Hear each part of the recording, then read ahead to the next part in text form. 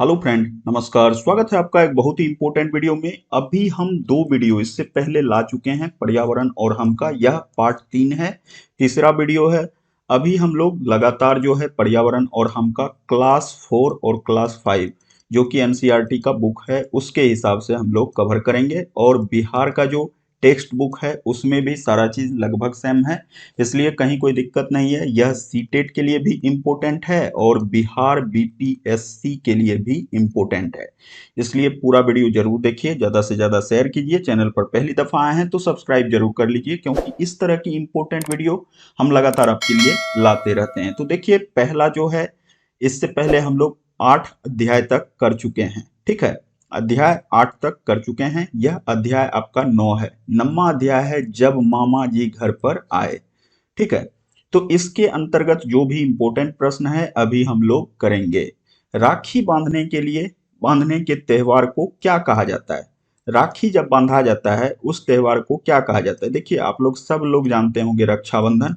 Direct इस पर टिक करना है और ऑप्शन में जहां भी रक्षाबंधन होगा उसको कलर कर देना है, ठीक है। नेक्स्ट प्रश्न देखिए, रक्षाबंधन के दिन स्त्रियां किसको राखी बांधती है?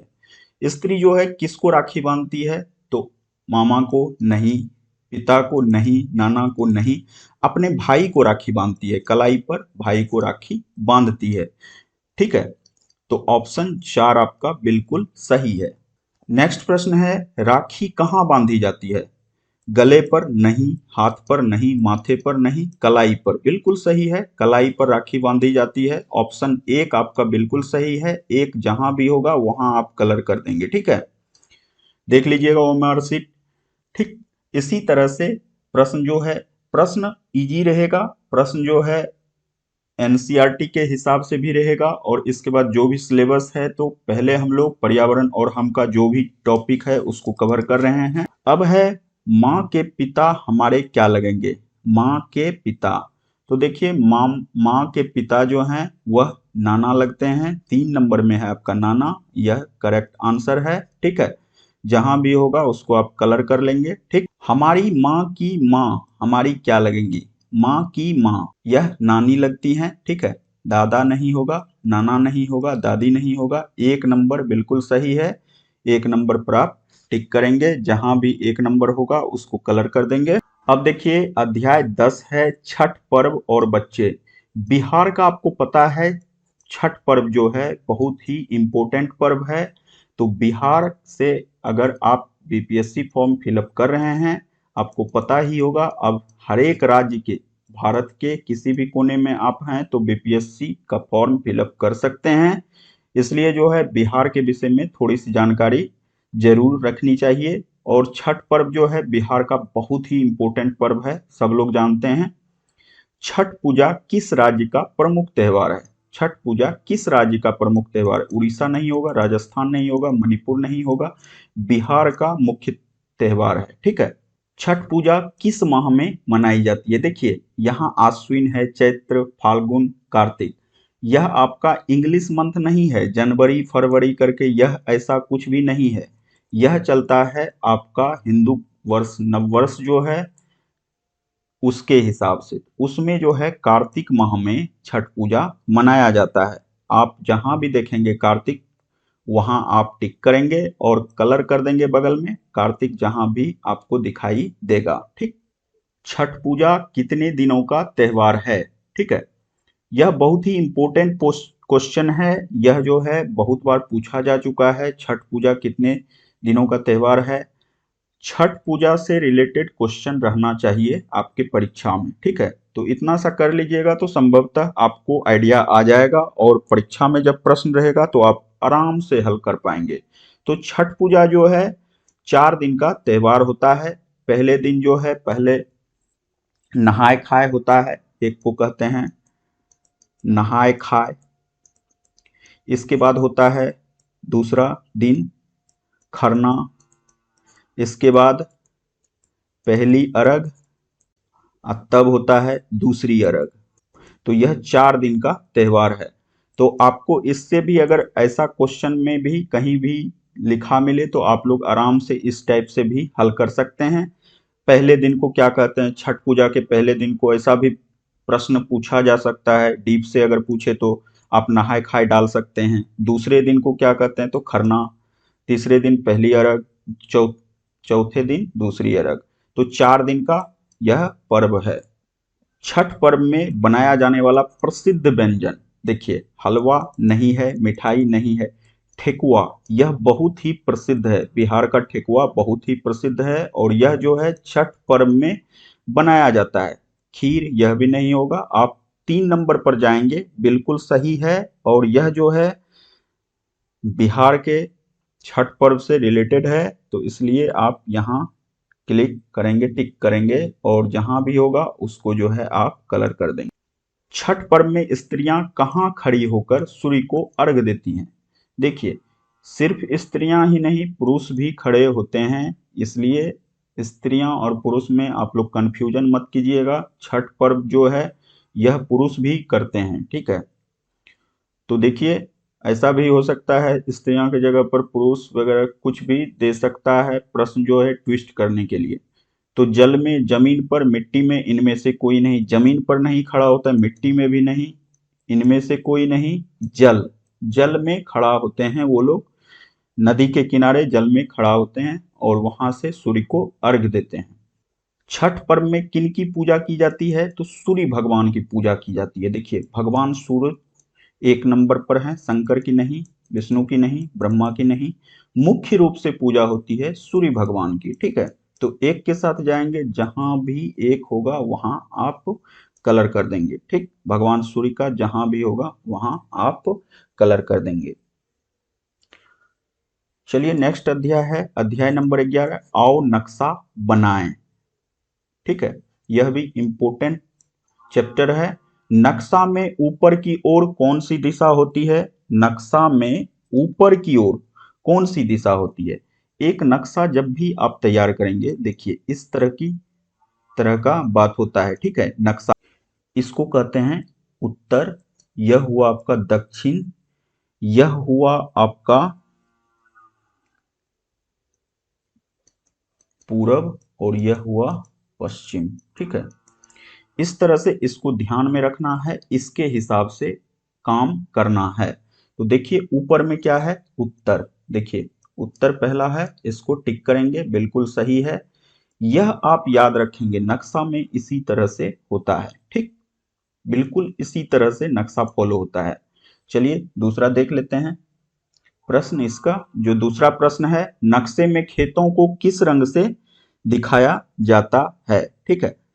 तो खेत के लिए यहाँ जो प्रयोग होता है नक्शा में, खास करके यह खेत जो है, खेत को किस कलर से दिखाया जाता है, ठीक। तो खेत जो है आपका हरा होगा, ठीक। नक्शा में जो खेत होगा वह आपका हरा होगा, ठीक। अब नेक्स्ट प्रश्न की ओर चलते हैं। नेक्स्ट प्रश्न है, नक्शा में नीचे की ओर कौन सी दिशा होती है? देखिए अभी पहले हम चर्चा कर चुके हैं, यह आपका उत्तर, यह दक्षिण, यह पूरब और यह पश्चिम। तो देखिए नीचे की ओर, नीचे आपका यह है, यह आपका दक्षिण है। 3 नंबर देखिए दक्षिण है, बिल्कुल सही आंसर है। इसके हिसाब से आप लोग चलेंगे तो बिल्कुल सही आंसर कर पाएंगे। नक्शे में नदियों को किस रंग से दिखाया जाता है? नदियों को, ठीक है। तो नदियों को देखिए, पीला जो है आपका नहीं होगा, हरा जो है, हरा आपको अभी हम थोड़ी देर पहले क्वेश्चन में डिस्कस किए कि खेत के लिए हरा होता है। नीला जो है यह आपका होता है नदी के लिए। तो नीला जहां भी होगा वह आपका नदी होगा। आप लोग नक्शा खरीद के उसको देख सकते हैं, नीला कलर जहां भी दिखाई देगा वह आपका नदियों का प्रतीक होगा, ठीक है, खास करके नक्शे में। अब देखिए नक्शे में दाईं ओर कौन सी दिशा होती है? अभी पहले हम चर्चा कर चुके हैं, फिर से कर रहे हैं। उत्तर ऊपर में होता है, नीचे में आपका दक्षिण होता है, दाहिने साइड जो है यह पूरब है और इधर बाएं साइड पश्चिम है। तो देखिए दाईं ओर पूछ रहा है, दायां इधर हुआ आपका, यह आपका पूरब का प्रतीक है। तो देखिए पूरब कहाँ है आपका, 1 नंबर में है पूरब, इसके साथ आप चले जाएंगे, बिल्कुल सही है, ठीक। अब है नक्शे में बाईं ओर कौन सी दिशा होगी? तो देखिए दायां इधर हो गया आपका पूरब, तो बायां पश्चिम हो गया, तो पश्चिम देखिए लास्ट में है, चौथा नंबर है, यह आपका बिल्कुल सही आंसर है। 4 नंबर पर जाएंगे और जहां 4 नंबर पश्चिम दिखाई देगा वहां आप कलर करेंगे। ठीक है। नक्शे में पहाड़ों को किस रंग से, पहाड़ को अब किस रंग से दिखाया जाता है, दर्शाया जाता है? तो देखिए लाल जो है आपका नहीं होगा, हरा आपको पता है, हरा जो है किसका प्रतीक है, तो हरा आपका खेत का प्रतीक है। ठीक। पीला भी नहीं होगा आपका, यहाँ भूरा होगा। ठीक है। भूरा जो होता है यह आपका पहाड़ का प्रतीक होता है, पहाड़ को भूरे रंग से दर्शाया जाता है नक्शे में। ठीक है, ध्यान में रखेंगे इसको। नेक्स्ट चैप्टर है अध्याय 12, यह है अपना प्यारा घर। चूहा कहाँ रहता है, पहला प्रश्न है। चूहा कहाँ रहता है? पेड़ पर नहीं रहता है, पानी में नहीं रहता है, नदी में नहीं रहता है, बिल में रहता है। बिल्कुल सही आंसर है, इसके साथ आप जा सकते हैं। 4 नंबर। सिर्फ एक बार रिवाइज करना है, कहीं कोई दिक्कत नहीं है। प्रश्न आसान है, इस टाइप का प्रश्न इसको थोड़ा सा ट्विस्ट करेगा एग्जाम में, तो रिवाइज किया हुआ रहेगा तो उससे आप आराम से सही आंसर चूज कर सकते हैं। उल्लू कहाँ रहता है? पेड़ पर, पानी में, पानी में तो नहीं रहेगा, नदी में नहीं रहेगा, बिल में नहीं रहेगा, पेड़ पर। 1 नंबर है, बिल्कुल सही है। बुलबुल अपना घोंसला किस पेड़ पर बनाती है? बुलबुल पक्षी जो है अपना घोंसला किस पेड़ पर बनाती है? तो बुलबुल पक्षी देखिए कहाँ घोंसला बनाती है, यहाँ 4 ऑप्शन है, पीपल है, केला है, बरगद है, आम है। ठीक है। तो देखिए पीपल नहीं होगा, केला नहीं होगा, आपका बरगद होगा। ठीक है, बुक के हिसाब से आम नहीं होगा। निम्नलिखित में से कौन सा जीव मांद में रहता है? मांद में देखिए उल्लू तो वृक्ष पर रहता है, पेड़ पर नहीं होगा। सांप जो है बिल में रहता है, नहीं होगा। ऊंट जो है रेगिस्तान में रहता है, नहीं होगा। शेर मांद में रहता है, शेर के साथ जा सकते हैं, बिल्कुल सही आंसर है।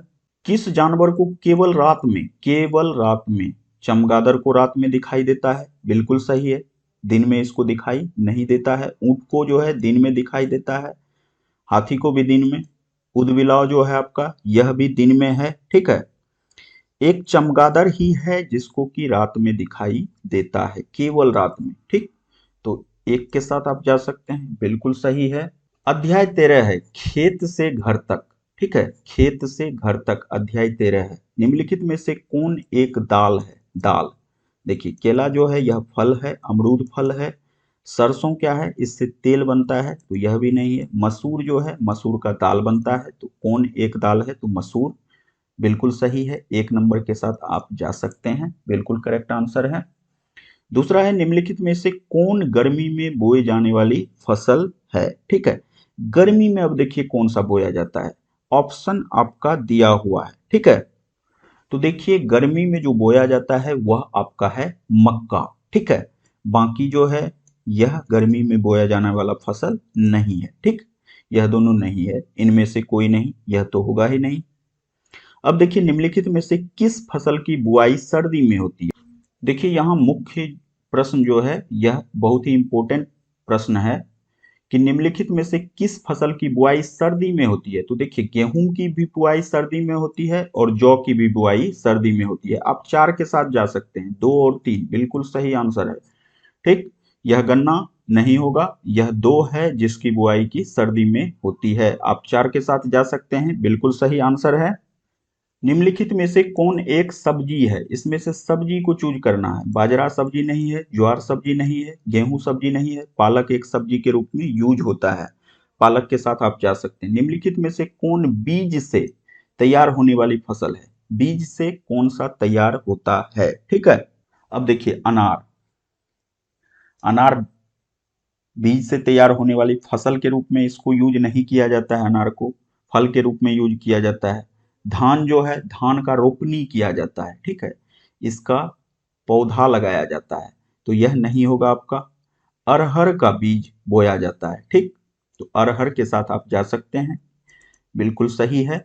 निम्नलिखित में से कौन बिचड़ों से तैयार होने वाली फसल है? बिचड़ा, बिचड़ा बोया जाता है। देखिए गेहूं को क्या किया जाता है, इसका बीज बोया जाता है, तो यह नहीं होगा। मसूर का भी बीज बोया जाता है, अरहर का भी बीज बोया जाता है। धान का बिचड़ा, बिचड़ा मतलब छोटा छोटा पहले जो है धान को उगाया जाता है, इसके बाद जो उगा है उसको जो है एक जगह कलेक्ट करके तब उसको फिर से रोपा जाता है, रोपनी किया जाता है। ठीक है, तो बिचड़ा से धान होगा, तो धान के साथ आप जा सकते हैं, बिल्कुल सही आंसर है। ठीक है, तो अभी हम लोग 13 अध्याय तक किए, 9 से लेकर 13 अध्याय तक। ठीक, इससे पहले दो वीडियो हम डाल चुके हैं, दोनों का लिंक हम आपको डिस्क्रिप्शन में आई बटन पर डाल देंगे, आप लोग चेक कर लीजिएगा वहां से, और इसको निश्चित रूप से देख लीजिएगा। तो पर्यावरण और हम लगातार जो है वीडियो लाते रहेंगे। आप लोग चैनल पर बने रहिए, ज़्यादा से ज़्यादा शेयर कीजिए, और पहली दफ़ा आए हैं तो सब्सक्राइब भी कर लीजिए, क्योंकि हम लगातार अब आपको पर्यावरण और हम का पूरा टॉपिक कवर करवा देंगे, जितना भी है क्लास 4 और क्लास 5 का। ठीक है, तो इससे आपका जो है 1 to 5 का जो पर्यावरण का क्वेश्चन होगा वह हल हो जाएगा, कहीं कोई दिक्कत नहीं है। ठीक, इसके बाद जो भी टॉपिक है उसको भी हम धीरे धीरे करके कवर कराने की कोशिश करेंगे। तो ज़्यादा से ज़्यादा शेयर कीजिए और सब्सक्राइब भी कर लीजिए, क्योंकि इस तरह की इंपॉर्टेंट वीडियो हम लगातार आपके लिए लाते रहेंगे।